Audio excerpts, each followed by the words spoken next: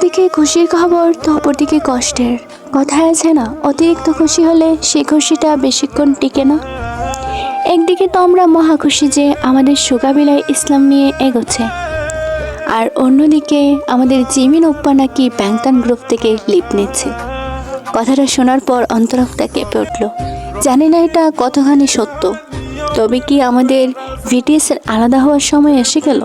আমরা কি আমাদের 7 রাজাকে আর একসঙ্গে দেখতে পাবো না? মাথা কাজ করছে না, কি করব? এবার আর্মিরা তোমরাই বলো কি করা উচিত। সব খোলাসা